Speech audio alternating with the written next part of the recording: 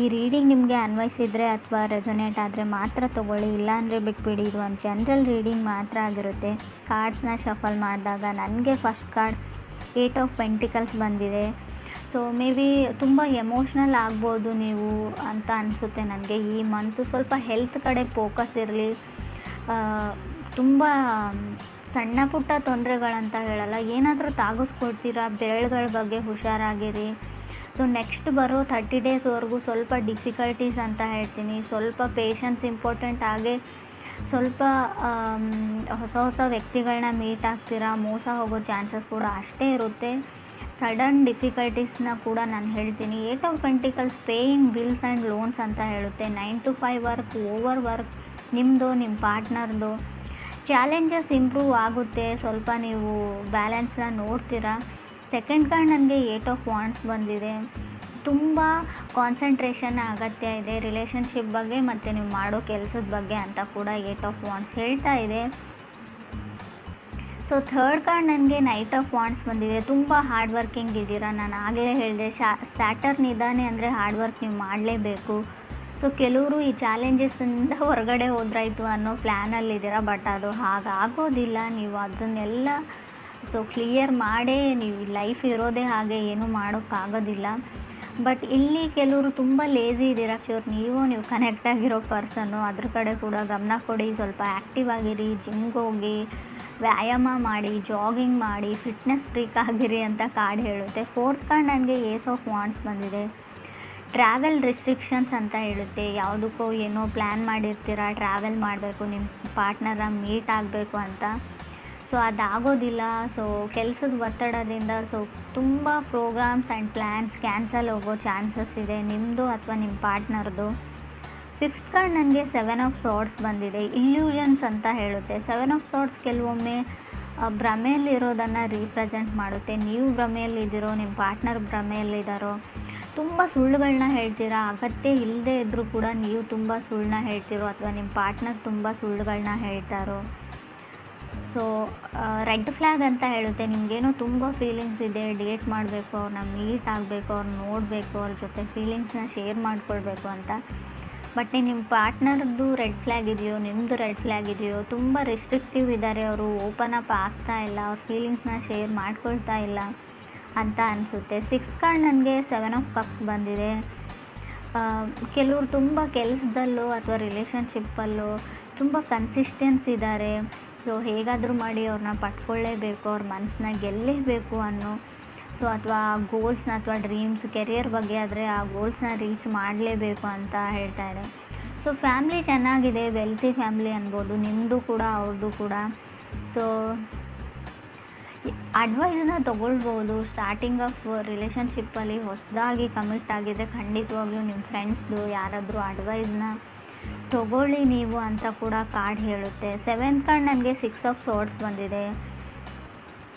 ಯಾರೋ ಯಾರ ಜೊತೆನೋ ಮಾತಾಡ್ತಾ ಇಲ್ಲ, ನೀವು ನಿಮ್ಮ ಪಾರ್ಟ್ನರ್ ಜೊತೆ ಅಷ್ಟೊಂದು ಕಮ್ಯುನಿಕೇಟ್ ಮಾಡ್ತಾ ಇಲ್ವೋ, ಅದರ್ ಪರ್ಸನ್ ನಿಮ್ಮ ಜೊತೆ ಕಮ್ಯುನಿಕೇಟ್ ಮಾಡ್ತಾ ಇಲ್ವೋ. ಕೆಲವ್ರಿಗೆ ರೆಡ್ ಫ್ಲ್ಯಾಗ್ ಅಂತ ಹೇಳಿದೆ. ಸೊ ತುಂಬ ಸ್ಟ್ರಾಂಗಾಗೇ ಇದೆ ಅದು. ನೀವು ಅವ್ರನ್ನ ಬ್ಲಾಕ್ ಮಾಡಿದಿರೋ, ಅವ್ರು ನಿಮ್ಮನ್ನು ಬ್ಲಾಕ್ ಮಾಡಿದ್ರು. ಮೈಂಡ್ ಗೇಮ್ಸ್ ಅಂತ ಹೇಳ್ಬೋದು.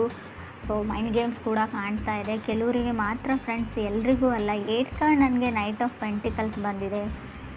ಸೊ ಅವ್ರ ಕಡೆಯಿಂದ ಅವ್ರು ಮೂವ್ ಮಾಡೋದನ್ನು ಸ್ಟಾಪ್ ಮಾಡಿರ್ಬೋದು, ಅವ್ರ ಎಫರ್ಟ್ನ ಸ್ಟಾಪ್ ಮಾಡಿರ್ಬೋದು. ಮುಂಚಿನ ಥರ ಅವ್ರ ಮೆಸೇಜಸ್ನ ಮಾಡಲ್ಲ, ಕಾಲ್ನ ಮಾಡಲ್ಲ.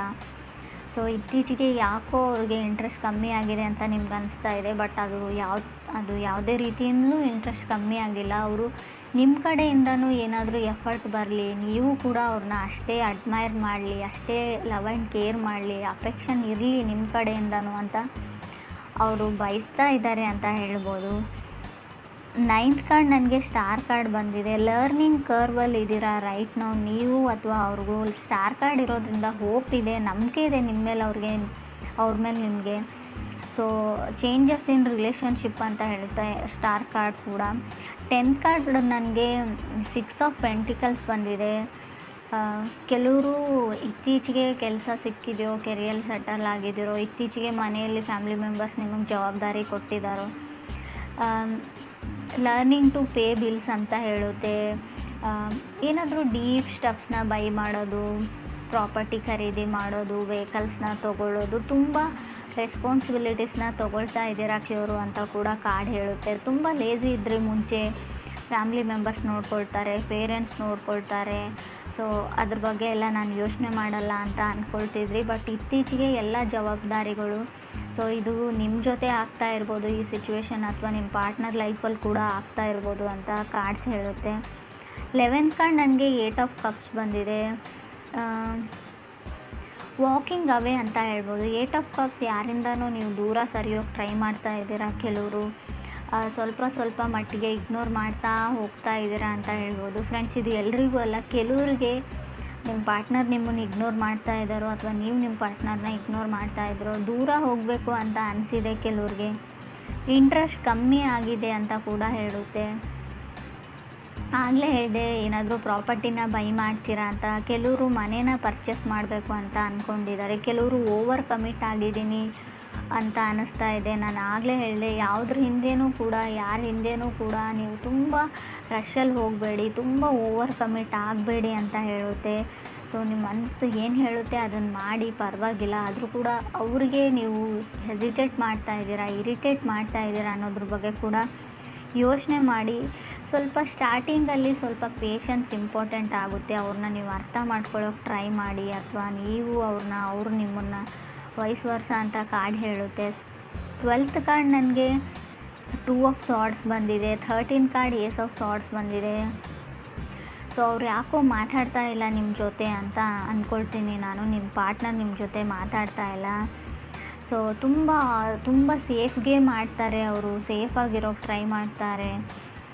ಮೇ ಬಿ ಕೆಲವ್ರಿಗೆ ತುಂಬ ಟಾಕ್ಸಿಕ್ ರಿಲೇಷನ್ಶಿಪ್ಪಲ್ಲಿದ್ರಿ, ನಿಮ್ಮ ಫ್ಯಾಮಿಲಿ ಮೆಂಬರ್ಸ್ ನಿಮ್ಮನ್ನು ಸೇವ್ ಮಾಡಿದರು, ಆ ವ್ಯಕ್ತಿ ಸರಿಯಿಲ್ಲ ಅಂತ ಹೇಳಿದರು, ಅದಾದಮೇಲೆ ನೀವು ಹೊರಗಡೆ ಬಂದ್ರಿ. ಸೊ ಟೈಮ್ ಟು ಲರ್ನ್ ಅಂತ ಹೇಳುತ್ತೆ. ಕಲಿಯೋದಕ್ಕೆ ತುಂಬ ಇದೆ ಅವ್ರಿಗೆ ಲೈಫಲ್ಲಿ, ಅದನ್ನು ಕಲಿಯೋದಕ್ಕೆ ಟ್ರೈ ಮಾಡಿ, ಲೈಫ್ ಲೆಸನ್ಸ್ನ ಕಲೀರಿ ಅಂತ ಹೇಳುತ್ತೆ. ಇನ್ನೂ ತುಂಬ ಟೈಮ್ ಇದೆ ನಿಮಗೆ. ಯಾವ ವ್ಯಕ್ತಿಗಳು ಯಾವ ಥರ, ಯಾರ ಜೊತೆ ಹೇಗೆ ನಡ್ಕೊಳ್ಬೇಕು ಅನ್ನೋದನ್ನು ಕಲೀರಿ. ಯಾವಾಗಲೂ ಫನ್ ಆ್ಯಂಡ್ ಜೋಕಲ್ಲೇ ಇರಬೇಡಿ ಅಂತ ಕೂಡ ಕಾರ್ಡ್ ಹೇಳುತ್ತೆ.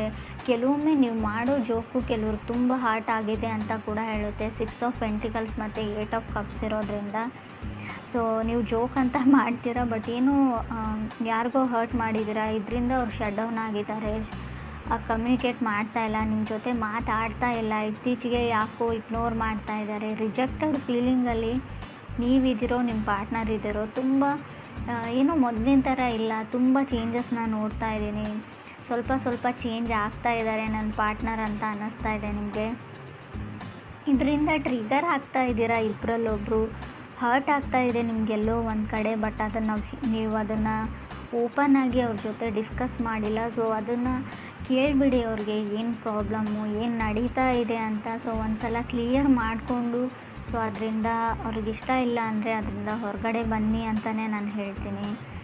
ಸೊ ಬೀಯಿಂಗ್ ಹ್ಯಾಪಿ ಅಂತ ಅನಿಸುತ್ತೆ, ಖುಷಿಯಾಗಿದ್ದೀರಾ. ಬಟ್ ಚಾಲೆಂಜಸ್ ಸ್ವಲ್ಪ ಜಾಸ್ತಿ ಇದೆ ಫೆಬ್ರವರಿಯಲ್ಲಿ ಕಟಕ್ ರಾಶಿಯವ್ರಿಗೆ. ಚಾಲೆಂಜಸ್ ಅಂದರೆ ತುಂಬ ಕಷ್ಟಗಳು ಬರ್ತವೆ ಅಂತ ಅಲ್ಲ, ಸ್ವಲ್ಪ ಬ್ಯುಸಿಯಾಗಿರ್ತೀರ, ತುಂಬ ಕೆಲಸಗಳಿರ್ತವೆ, ಓಡಾಟ ಇರುತ್ತೆ, ಶಾಪಿಂಗ್ ಇರುತ್ತೆ, ಪರ್ಚೇಸ್ ಇರುತ್ತೆ, ಕೆಲವು ಜವಾಬ್ದಾರಿಗಳಿರುತ್ತೆ, ಪೂಜೆ ಇರುತ್ತೆ. ಸೊ ಮನೆಗೆ ನೆಂಟರು ಬರ್ಬೋದು, ತುಂಬ ಅಂದರೆ ತುಂಬ ಟ್ರಾವೆಲಿಂಗ್ ಕೂಡ ಇರುತ್ತೆ. ಆಲ್ರೆಡಿ ಕೆಲವರು ಟ್ರಾವೆಲಿಂಗ್ನ ಮುಗಿಸ್ಕೊಂಡು ಬಂದಿರ್ಬೋದು. ಕೆಲವ್ರಿಗೆ ಬಹಳ ಬೇಗ ಈ ಡಿಫಿಕಲ್ಟೀಸ್ ಎಂಡ್ ಆಗುತ್ತೆ, ಕೆಲವ್ರಿಗೆ ಮಂತ್ ಕೊನೆಯಲ್ಲಿ ಕೂಡ ಎಂಡ್ ಆಗ್ಬೋದು ಡಿಫಿಕಲ್ಟೀಸ್. ಬಟ್ ಯೋಚನೆ ಮಾಡೋ ಅಗತ್ಯ ಇಲ್ಲ, ಸ್ವಲ್ಪ ಹೆಲ್ತ್ ಕಡೆ ಜಾಸ್ತಿನ ಗಮನ ಕೊಡಿ ನೀವು ಅಂತ ಹೇಳ್ಬೋದು. ಸಡನ್ನಾಗಿ ಕೋಲ್ಡ್ ಆಗ್ಬೋದು, ಸಡನ್ನಾಗಿ ವೆದರ್ ಚೇಂಜ್ ಆಗೋದ್ರಿಂದ, ಟ್ರಾವೆಲ್ ಮಾಡಿ ಬೇರೆ ಊರು ಅಥವಾ ಸಿಟಿಗೆ ಹೋಗೋದ್ರಿಂದ ಸಡನ್ ಹೆಲ್ತ್ ಇಶ್ಯೂಸ್ ಬರ್ಬೋದು. ನಡೆಯುವಾಗಲೂ ಅಥವಾ ಶೂಸ್ ಅಥವಾ ಏನಾದರೂ ಇದ್ರೂ ಕೂಡ ಸ್ವಲ್ಪ ಚೆನ್ನಾಗಿರೋ ಶೂಸ್ನ ಹಾಕ್ಕೊಂಡಿರಿ ಅಂತ ನಾನು ಹೇಳ್ತೀನಿ. ಬೆರಳುಗಳ ಬಗ್ಗೆ ಸ್ವಲ್ಪ ಕೇರ್ಫುಲ್ ಆಗಿರಿ. ಕೊನೆಯದಾಗಿ ಹೇಳೋದಾದ್ರೂ ನಾನು ಅದನ್ನೇ ಹೇಳ್ತೀನಿ.